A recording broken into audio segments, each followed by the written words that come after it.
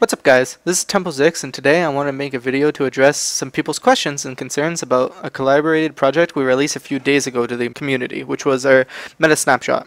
There was a lot of positive responses from people, and before I go on, I just wanted to thank everyone for their kind words and for voicing their concerns and thoughts in a constructive manner.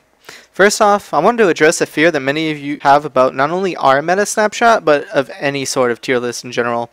You're not required to only play the highest tier heroes on anyone's tier list. If anyone attempts to justify their toxic behavior, flaming you for a bad first pick, or just whatever you decide to play in general, please ignore them and report them after the game is over. This sort of thing happens to even myself in Hero League. It sucks. Sometimes that person flaming gives up and you lose the game. It's okay though. Simply look forward, analyze what you did wrong, what you could have changed, and don't worry about anything that any other member of your team did. Now, I want to transition to talking about the reasoning behind why the heroes are where they are. Unfortunately, it would take way too much time to go over every hero one by one. So, to start, I'll compare some of the higher tier heroes and some of the lower tier heroes. Let's take a look at Thrall, who's categorized in the S tier. Thrall isn't in S tier because he does one thing so well, but because his kit as a whole is so extremely powerful and versatile, and outside of some of the advanced decision making you may need to make with Sundering, he is quite simple to play. His lane phase is unrivaled on maps that are very lane centric, such as Dragonshire and Tomb of the Spider Queen. He has amazing self-sustain, the ability to poke, increased movement speed built into his Wind Fury, a root, and a strong engagement tool. Not only can you fit Thrall into any team composition, but he also has a strength on every single map. If you haven't picked up Thrall and are open to learning new heroes to increase your hero pool, I would 100% recommend Thrall. So, Nazeebo was mentioned quite often as well in the Reddit thread announcing the launch of the Meta Snapshot. There were a lot of negative comments about his placement and that he was so easy to play and has one of the highest win rates in Hero League that he should be placed higher. When making decisions about the Meta Snapshot, we didn't want to simply consider a hero's win rate to determine their placement. There are just so many variables that determine the outcome of a game.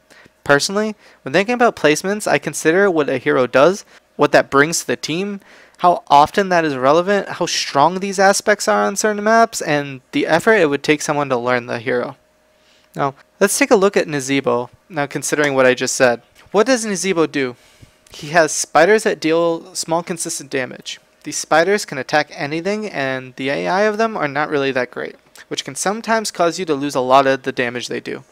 Zombie Wall is an interesting ability. You can trap an enemy in it, you can use it to block skill shots, or simply block off corridors. The damage it deals can be quite decent if you catch an enemy in the middle of it. Next, Toads are essentially a slow moving skill shot. They're quite difficult to get any value in an open area, and their damage is pretty negligible unless you talent into them at level 13. Finally, you have his heroics. First off, you have Gargantuan, and then you have Ravenous Spirit. The damage for both are consistent and they're pretty good. Ravenous Spirit, though, is a stationary channel, and it can have quite a large range, but the most taken heroic is typically Gargantuan, which gives you a minion to fight the enemy team for 20 seconds. As well as being able to use the Gargantuan to fight though, it has such a low cooldown and at level 20 is permanent that you can actually use this ability to solo mercenary camps. And this is important in Hero League, is quite often teams will forget that mercenary camps are even included in the map, and they're quite important on a lot of maps, if not every single one of them. So just being able to do that by yourself when your team wants to do other things can be incredibly important, and you can apply a lot of pressure to the enemy team with them. What does this actually bring to the team? Let's assume we're playing a map that Nazeebo is most effective on, Cursed Hollow, and let's compare this to what Thrall brings. Alright, so Nazeebo's lane phase is decent if put into a solo lane, but he can't really beat a Thrall, a Sonya, a Zul, a Zagara, a Illidan, or Haka in lane. Probably best to put him into 3-man lane then. His poke is decent, his siege is pretty good, he can soak up tower shots with the zombie wall. Not the greatest wave clear though, so you may want to pair him up with something in the 3-man that can clear the lane, such as Kael'thas or Tassadar. Alright, so let's compare that with Thrall.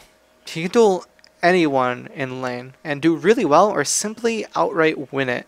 His solo lane capabilities are powerful. What if you have two other members that can solo? That's alright. Thrall is great in a 3-man as well. He has good poke, his siege isn't bad, he can self-sustain, making favorable trades much easier to accomplish, and he can set up kills. Still pretty good in this situation. Now, say you have a myriad on your team or an ETC that doesn't really have a lane to go to. Thrall paired with another stun hero can set up a ton of kills if you can coordinate with those other players in the roam squad. Now, this is important on big open maps such as Curse Hollow, because if you gank the solo lane, it's going to take the enemy team so long to replace that player, and by the time they have somebody get to that lane, they've at least lost a whole wave of soak, which will slowly add up and gain you that level 10 advantage. Now, mercenary camps, they're extremely important on this map. Siege camp will be slow, but Nazeebo can kill them. And bruisers before 10 are a different story, but he's still capable of doing these mercenary camps. Thrall is about the same in this aspect before Nazeebo gets Gargantuan, but after Nazeebo gets that ability, he's actually extremely stronger at doing these mercenary camps. Now, the objective of the map, tributes. These usually force the two teams to fight. Channeling on the tribute can be interrupted. Both Thrall and Nazeebo can do this pretty well. The difference is that Nazeebo can throw his abilities without vision, but channeling actually grants vision, and Nazeebo's abilities can be tanked by an enemy teammate, whereas Chain Lightning cannot, as it's a targeted ability. So, now also around these tributes, there's a lot of small corridors and bushes in the area where they spawn, and why this could be considered a good map for Nazeebo.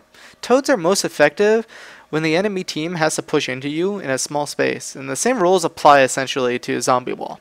But there are certainly plenty of fighting that occurs on the map in open spaces where Nazeebo becomes quite useless, whereas Thrall has an advantage in corridors and in these open areas.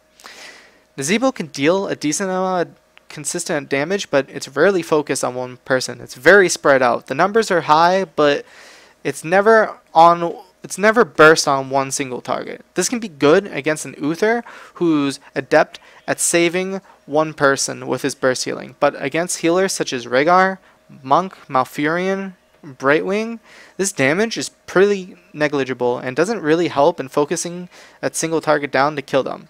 Thrall brings two forms of crowd control, engagement, and decent single target damage. He just simply brings so much more, which is why he's rated higher than Nazeebo. Certainly, Nazeebo is easier to use, and maybe you don't like Thrall or haven't quite learned him yet. That's alright though. Nazeebo can still be strong and win you games. The point of this meta snapshot is not to discourage people from playing heroes they enjoy or are extremely adept at. It's to provide the information to those seeking it so they can utilize it to improve their ranking. Nazeebo can win games, but if you're putting in the effort to climb the ladder, which most people seeking this information are, then learning Thrall will give you a greater advantage than learning Nazeebo. Hopefully I was able to shed some light on a bit of the thought process behind the meta snapshot. Remember, this is more of a guideline and information available for the community's use. This is our professional opinion, and simply do what you wish with it, but please try to avoid flaming people who do not follow it. Thanks for checking out this video, and I'll see you guys next time. Goku getting absolutely beasted down. Take a look, iDream, and this is going to catch Goku in a weird spot, but look at that. They did manage to boot iDream on that backside. iDream in a very tough position. The stun is going to come down.